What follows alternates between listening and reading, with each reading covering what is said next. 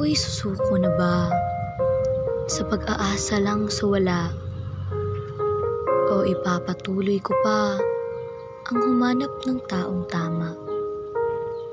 Ama, ako'y pagod na sa paghihintay sa wala at sa pag-aasang nandyan siya para ako'y tulungan kapag ako'y pagod na. Susuko na ang aking puso sa paghihintay sa maling tao at sa pag-asang magiging tayo hanggang sa dulo ng buhay ko.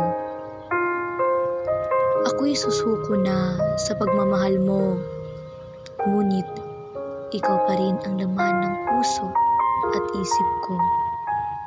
Paano ba mawawala ito kung pinilit ko lang ang aking sarili na bumitaw sa iyo? Hiling ko lang ay hanggang pasilyo, ngunit bakit ang bilis kong sumuko? Tanggap ko nang ako ang problema sa lahat ng ito. Huwag mo nang sisihin ang sarili mo. Susuko na sa pagmamahal ng ibang tao dahil iibig muna sa sarili ko. Hahanapin ko muna ang naging mali ko bago ako iibig ng muli sa ibang tao.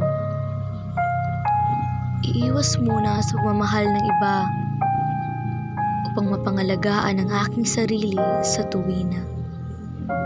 Dahil alam kong ikaw at ako ay wala na. At sa pagbitaw ko, alam kong wala nang babalikan pa. Wala nang babalikan pa ang puso kong nasaktan na. At ang pag-ibig at pandarama ko ay nawala na lang ng tuwina. Nagising na lang ako isang araw. Ang pangalan mo ay hindi na masakit. Wala nang kirot na nararamdaman ng aking puso sa tuwing naririnig ko ang pangalan mo. Noon ay kay gandang pakinggan.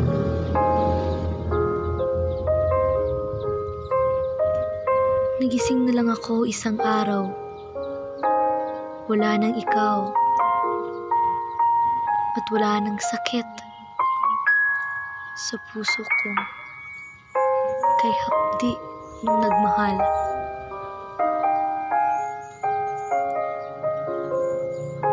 Napagtanto ko na lang sa aking sarili